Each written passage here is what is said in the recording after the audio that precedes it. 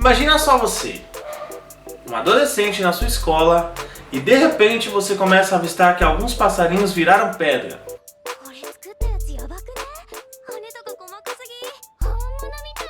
Tempo depois você olha aquela menina que você gosta na sua escola e finalmente você cria coragem para ir conversar com ela, e aí do nada você vira pedra.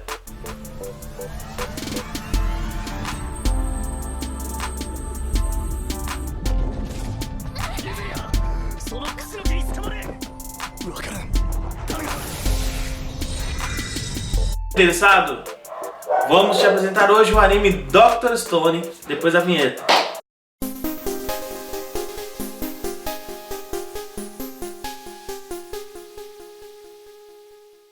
Sejam bem-vindos ao Orbita Nerd, meu nome é André, muito obrigado por você estar aqui.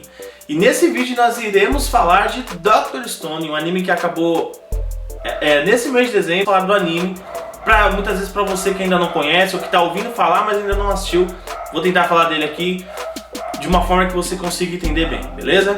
E sem perder o seu tempo, vamos explicar para você. Afinal, o que é Dr. Stone?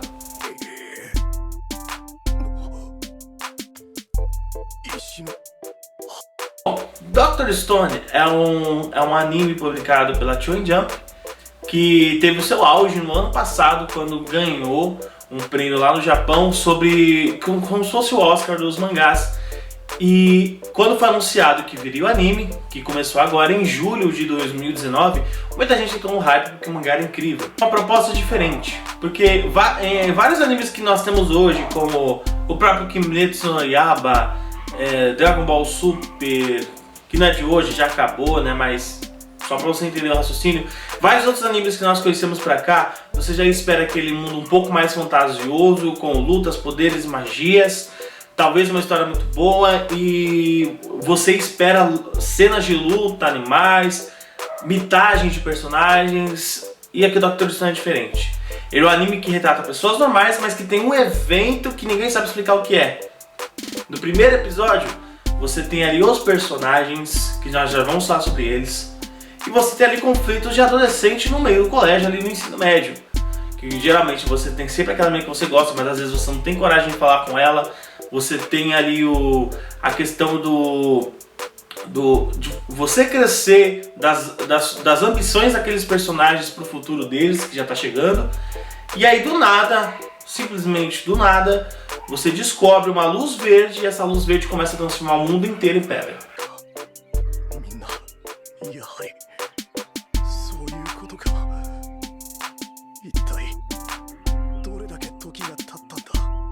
Tempo.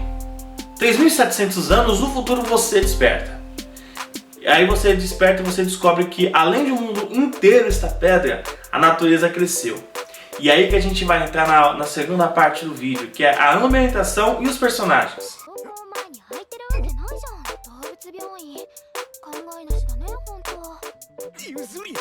Como eu falei pra você, o anime começa na nossa era atual agora, vamos deixar aí 2018, 2019. E ele tem um loop de tempo de 3.700 anos. E ali você conhece no primeiro episódio você já conhece Senku, Taiju e Yuzuhila. Acho que falei certo. Senku, obviamente, é o personagem principal do anime, tanto que ele aparece na capa de divulgação do Dr. Stone. E o Taiju era o melhor amigo dele da escola, e a Yuzuhila seria, vamos dizer assim, o interesse amoroso do Taiju. E passa-se um ano. O anime já mostra o Taiju acordando e com a mensagem do Senku que acordou antes dele. E sem entrar muito na história, você vê que o anime agora faz questão de mostrar que como o humano não interferiu mais na natureza, tanto como a gente interfere hoje, você percebe que a natureza cresceu novamente, você tem uma diversidade muito grande de animais, por exemplo, o leão, que não é um animal natural do Japão, aparece ali no Dr. Stone logo no episódio 2, se eu não me engano. E você começa a ver que o anime passa essa sensação de a natureza cresceu de novo, a natureza é grande, a natureza é linda, tanto que você percebe que o anime mostra sempre árvores muito grandes. Você vê ali muitas vezes prédios muito grandes que nós temos hoje em dia, que são enterrados por raízes de árvores ou pela própria mata que foi, né, crescendo e tudo mais. Você começa a ver a ambição dos personagens. Senku, o Senku, depois você vai descobrindo com o decorrer dos episódios, quando os passarinhos começam a virar pedra, ele já começa a pesquisar. Porque o Senku obviamente, é o mais inteligente do anime. Ele não tem nenhum poder, não tem nada disso. Ele só tem a inteligência. Mas o grande sonho dele é ser um grande cientista. Ele percebe esse novo evento e começa a pesquisar e acaba virando pedra. Em um episódio, o único dele, se não me engano, episódio 5 ou 6, mostra a trajetória do Senku após ele acordar. Claro, o anime ele força muita barra em muita questão, mas você vê que o Senku, ele, mesmo estando em pedra, a mente dele não desligou, ele ficou contando quantos dias ele ficou, e aí do nada a coraça de pedra dele rasga, e aí ele simplesmente sai, e aí ele começa a fazer novas descobertas, desde construir uma casa, desde procurar alimento, procurar sobreviver e tudo mais.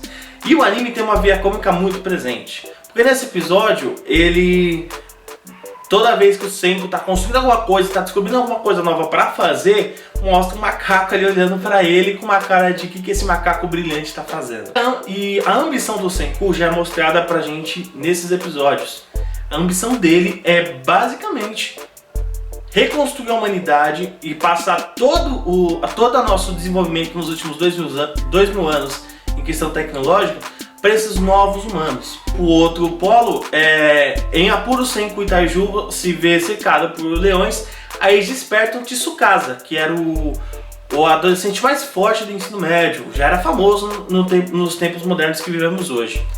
Tsukasa acorda, consegue derrotar os leões e ele começa a ajudar o Senku e o Taiju a sobreviver, desde pesca, construir algumas coisas e tudo mais. Só que aí você começa a perceber a diferença de motivação. Tanto Senku, Taiju e Uzuhila, que são o elenco principal, vamos dizer assim, tem o mesmo foco, que é fazer a humanidade ser reconstruída e tentar reviver.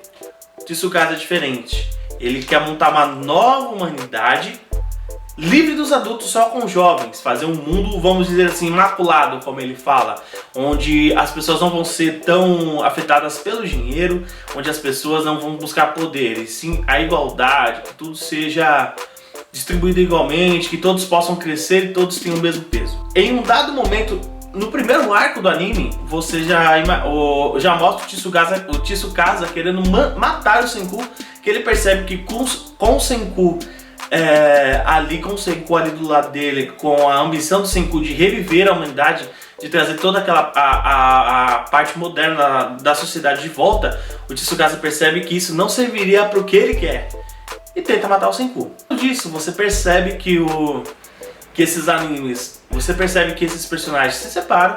O Senku obviamente não morre porque ele é o protagonista do anime, mas você descobre também que existem outros personagens. Aí nesse caso estou falando de Huri, Chrome, Magma e vários outros personagens que são apresentados pra gente de uma ilha que são nativos que já existiam nesse tempo. Deixa eu explicar. Quando o Senku acorda, ele descobre que uma mistura numa caverna de morcegos pode reviver os humanos que estão petrificados. Obviamente ele fala isso pro Tsukasa e o Tsukasa começa a usar isso para reviver outros humanos. E o Tsukasa começa a destruir estátuas de adultos, para que esses adultos não possam ser revividos pelo Senku. Senku, como está distante dessa caverna agora, depois de fugir do Tsukasa, ele encontra esse povoado. Na verdade a Huri encontra ele quando ele está se escondendo do Tsukasa. E vai passando a história do anime e você descobre que esse é um povo de astronautas que estavam fora da órbita da Terra quando aconteceu o evento daquela luz verde que eu falei no começo do vídeo. Eles voltaram para a Terra e com isso eles se instalaram em uma ilha, e nessa ilha eles começaram a fazer um novo povoado. Eram 6 pessoas, 3 homens e 3 mulheres. Então, obviamente, a partir deles foi crescendo essa nova geração. Senku acorda, aí descobre que um dos astronautas, que era o pai dele, que estava em missão fora da Terra, é o fundador do vilarejo. Tanto que o nome do vilarejo é Ishigami, que é o sobrenome do Senku. E aí você descobre que devido a eles voltarem para a Terra, eles começam a repovoar a Terra e essas novas pessoas que nasceram nesse mundo de pedra não têm nenhum conhecimento, ou quase nenhum, do que a gente vive hoje. Porque eles têm uma grande história deles chamada Os 100 Contos. Os 100 Contos basicamente são histórias que a gente vive hoje, de modernidade, só que contadas de formas mais filosóficas, vamos dizer assim. Com isso, foi passando de geração em geração, mas só para os chefes das vilas. Bom, agora que eu falei da motivação, o anime basicamente se centra, após o episódio 7, entre o Senku e esse novo vilarejo de Tsukasa, revivendo pessoas para montar o império dele, o mundo do jeito que ele acha que tem que ser.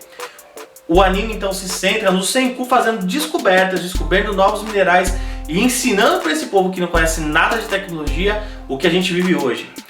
E aí que entra uma outra parte, a discussão que o anime propõe muitas vezes. Enquanto de um lado você tem um Senku dividindo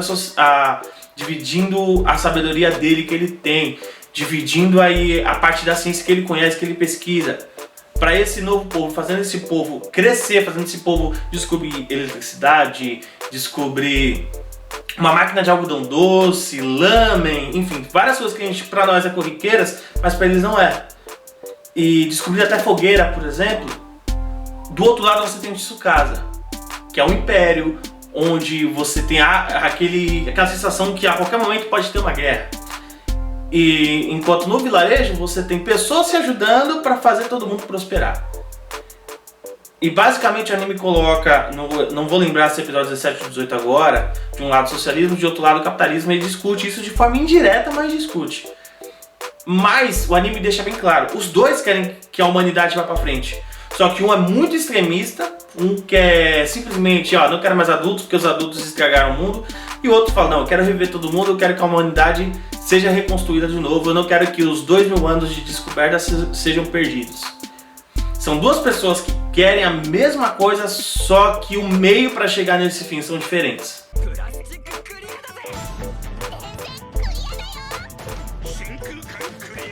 Agora nós vamos para uma parte que eu gosto muito, que é o investimento do anime. Geralmente, quando se é feito lá o orçamento para fazer o anime, que aí envolve animação, dubladores, trilha sonora e tudo mais, a questão da animação sempre vem com investimento apertado.